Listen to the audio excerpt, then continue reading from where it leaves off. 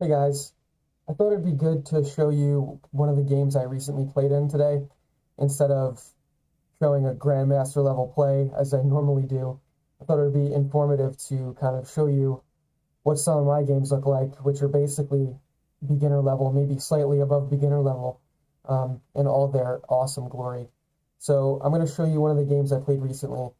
I will break down all the moves, what some of my thoughts were on some of the moves and some mistakes I made. And after that, I have a little thought experiment that I wanted to show you guys as well, which I thought was pretty interesting. So before I begin, please don't forget to like and subscribe if you are enjoying the content. So this game was played about 2 weeks ago. I was white, and by the way, when I play chess online, I play with a pretty fast time control. My games are typically 15-minute games with a 10-second increment. And what that means is I have 15 minutes for all the moves, but every move I make adds 10 seconds onto my time. So it's pretty helpful when you get towards the end of the game if you're running low on time. Let's say I had 20 seconds left or something like that. If you make a couple moves in a row pretty quick, you're adding 10 seconds to each of those moves. So it's hard to time out. And that's pretty helpful, but again, it's still a pretty fast time, and I feel like I'm thinking on my feet quite a bit. If you guys are trying to learn chess and beginners, I wouldn't recommend playing any time control that's faster than this.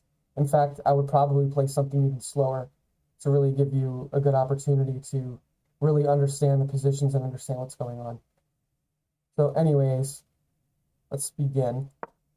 And I started this game with e4. And I typically play the Ruy Lopez opening, which I will show you in a second. I'll probably make a video on that at a later time. It's a pretty standard opening. It's classic, and even the top grandmasters play this opening. Of course, it kind of depends on what your opponent plays as well, but the first move is always e4 in that opening. And my opponent here plays c5, which is not typical for beginner level games or low level games, but this is known as the Sicilian defense. And the point of this move is that this pawn is pressuring d4. So he's kind of preventing me from playing this d4 move. And if we ever trade these pawns here, he's trading one of his wing pawns for a center pawn. So it's a very good opening for black that takes a lot of practice and is very complicated and in-depth. So I continue with my plan. This is the second move in the Ruy Lopez. It's the knight f3. And what I'm expecting here is most Sicilian players will play d6. And if he does that, I'm going to play d4 anyway, and we're going to trade pawns here. And I'm going to get my knight in the center, and that's a typical opening with the Sicilian defense for white. However, black plays knight c6.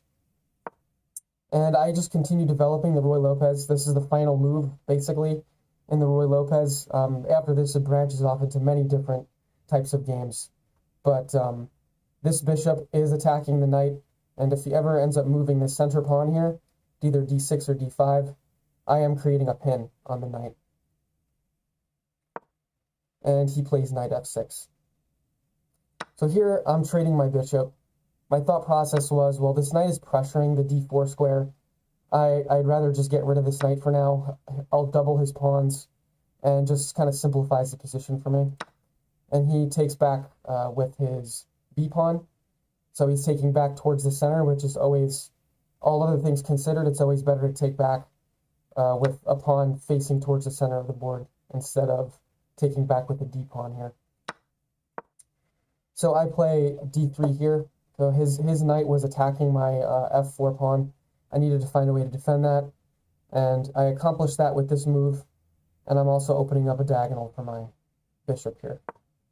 And he plays e5. Now this is just not a great move for black.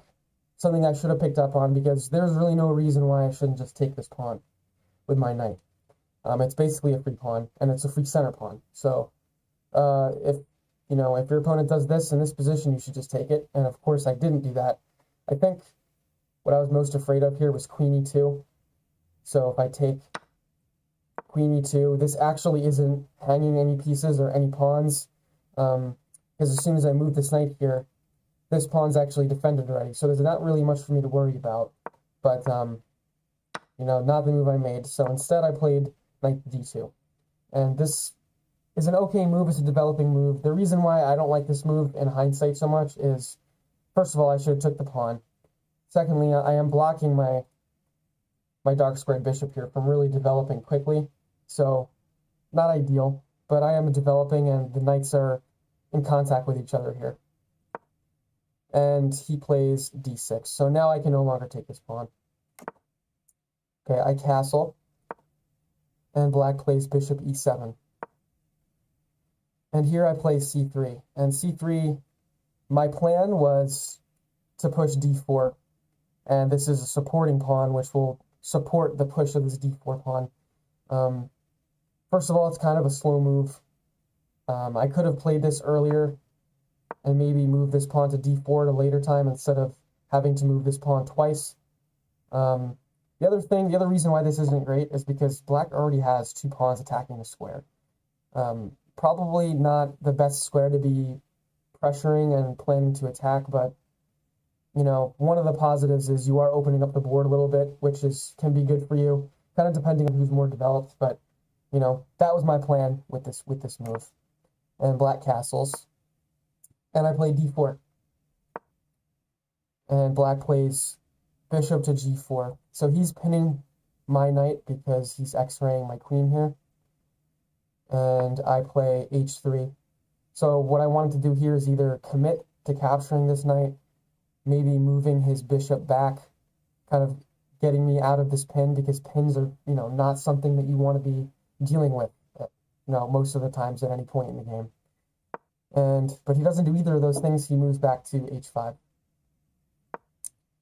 And I played queen to a4 here. And this is, again, it's not an ideal move, but my thought process here was, okay, I'm escaping this pin, so I don't have to worry about not being able to move this knight in the future. And at the same time, I'm attacking this c6 pawn, which is currently undefended. Now, it wouldn't be that difficult for black to defend this. He can play queen here or queen there. And my queen's kind of sitting on the edge of the board here, not really doing that much, which is why it's not a perfect move. But I did also notice that my queen here is defending these central squares in this position, which is a little bit important in a bit. So he captures on d4. I recapture with my c-pawn. And now he moves his queen to defend this pawn here on c6. And I play pawn to b3. My thought process here, I believe, was to play bishop to b2, kind of, getting on a good diagonal for my bishop and threatening this pawn here even more. So that was the thought process there. And he plays d5. And here I notice that by playing d5, he removes a defender of this pawn. That pawn was defending here, and it's no longer doing so. So at this point, I just take that pawn on e5. And obviously, he can't really take with the queen because he'll lose his queen if he does that. So he's got to move his knight at this point. And he captures on e4. And this was a mistake by my opponent as well, because I actually have two pieces defending the square. He only has one. So I recapture with my knight, he captures with the pawn, and I take back that pawn. So I just won a pawn. In that exchange, I'm up a single pawn. And also, just as importantly, my queen is now in the center of the board. She's got a lot of influence here in the middle. So that was a good set of moves there for white. And black plays pawn to f6. I believe probably what he was thinking was he wanted to open up this file for his rook to kind of put some pressure on some of my pieces. And instead of taking that pawn with my pawn, I played bishop to b2 here. Again, this continues development. My rooks are now communicating with each other, which is very important in chess. So I feel comfortable with my back rank at this point, and I develop my bishop. And if he takes this pawn here, well, then I'm going to take back with an attack on his queen. And I'm also attacking a pretty, vulnerable position there on g7. So bishop b2, and he takes, and I take back with my bishop. So now he's got to move his queen. And he moves to a5. This is a kind of a funky looking move because he's not really threatening anything. He is attacking the bishop, which is defended, but, you know, similar to my queen move before, queens aren't really best when they're all the way at the edges of the board like this. Their influence is diminished a little bit. And after he makes this move, I notice a tactic that I can employ here. What I noticed was that his queen was the only defender of this bishop, so this bishop's now undefended. And if I move my bishop here, I'm discovering an attack on his bishop. So I captured g7, the pawn on g7 with my bishop. Now, if he takes back with the king, well, I'm taking his bishop with check as well. So I'm winning another pawn, and his king is even more exposed than he was previously. You'll notice I'm also attacking this rook here. So a lot of things going on with this move. And here, my opponent made a pretty unexpected move. He plays bishop captures on f3, which I didn't really notice. It doesn't really change the thought process behind my moves because I can still capture this bishop. But of course, I panic and I do not play queen captures on e7. Instead, I play queen e6 check. And this is not an ideal move. The reason this doesn't work is because there's an easy block here. Black will just block the check with his rook. And now, in addition to blocking that check with his rook, he's also defending the bishop that was one move ago undefended. So now I cannot capture this bishop anymore. So, that was a mistake on my part. So at this point, I just recapture that bishop with my pawn. And here's Black's mistake, which looks like a pretty, decent move. Queen to g5 check. But there's a problem here, and you'll find it in a second. So I move my king out of the way. I move to h1. It's important, actually, that I do not move to h2 here to get out of that check, because I give this queen another check here. My opponent can play f4 check. And let's say I move back here. Well, you can capture with check this way. More importantly, and if I move here, you can now double up this bishop on this diagonal here. And that's super dangerous for my king, because you can see my pawns are kind of locked up here. There's really no way it's very difficult for me to defend this attack at this point. So, this queen's in a dark square. When she checks me, I want to move to a light square because I know that she can't, get from a dark diagonal to a light diagonal on the same move. So I play king to h1. And he captures back my bishop here on g7 with his king. And now you guys might be able to see the problem with those couple moves by Black, because now I can just play rook to g1, and I'm pinning his queen. His queen cannot move out of the way here, so his queen is just lost. It's important to notice, actually, if I go back one, instead of taking with the king here, if Black takes with his queen, well then I can temporarily pin this queen still, but he has this in-between move that actually blocks my rook from capturing the queen. So now this queen's no longer pinned. And I would not be able to capture this this bishop, because that square is undefended by my pieces, so his queen would just recapture there. But my opponent captures with his king, and now I have this rook pin. So this queen is just lost. So my opponent tries to make the best move in this situation, which, I'm not sure if that was the best move, but he captures my rook, and I capture back with check here with my other rook, which is why it's so important to connect these rooks early in the game. So, okay, king's in check, and he moves to f8. I think his thought process was that he wanted to defend this rook for my queen. So if he moves over here, well, I captured his rook. But his move wasn't much better either, although he didn't really have many, chances here. So he moves to f8, and I played queen h6 check.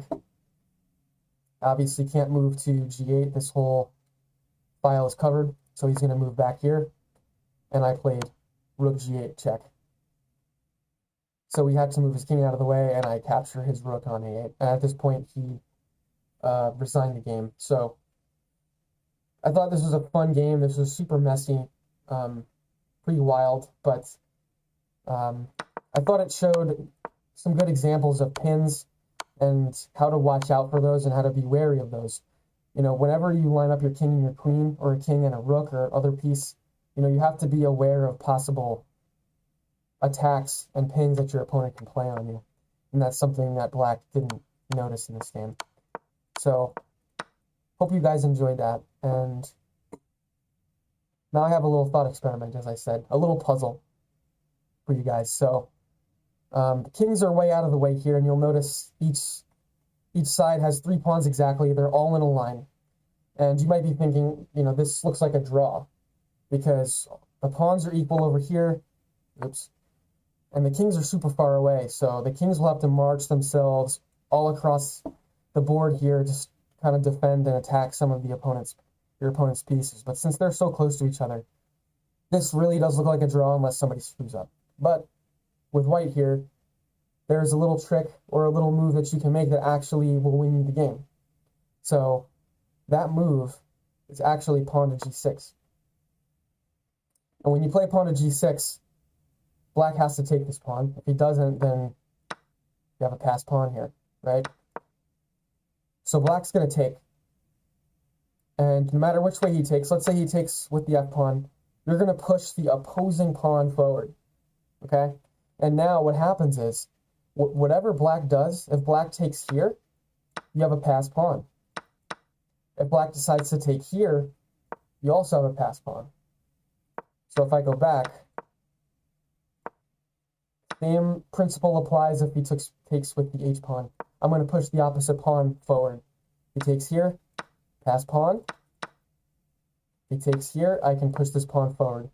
And it's essentially a pawn sacrifice, but the sacrifice comes with the ability to basically queen this pawn, promote this pawn super fast, and you're just going to win the game at this point. So a couple things to also mention about this. Black can't do the same strategy here. So, and the reason that black can't do this is because black's pawns, are very far away from actually promoting. So you notice I gave black passed pawns there as well. But because I'm so much closer to the promotion square, that works for white, it would not work for black. So if black made it, let's say I make a random move here. If black plays this and I capture, he plays here, okay.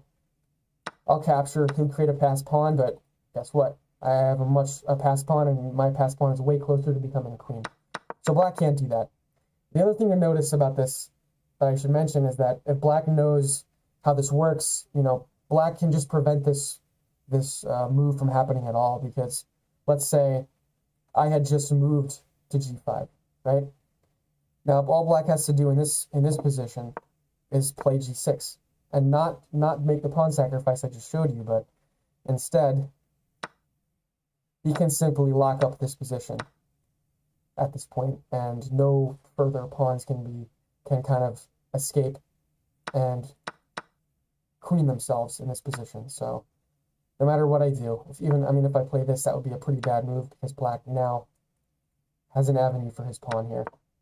But this will just lock up the position, and this game is now basically a draw. But, you know, I think this is an important thing to know. This endgame of this nature, these endgames do occur.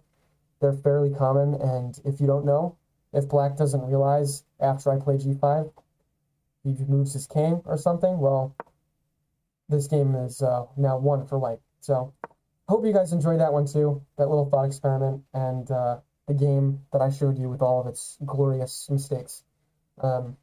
So, please feel free to like and subscribe, and I hope you enjoyed that, and I'll catch you guys next time. Bye.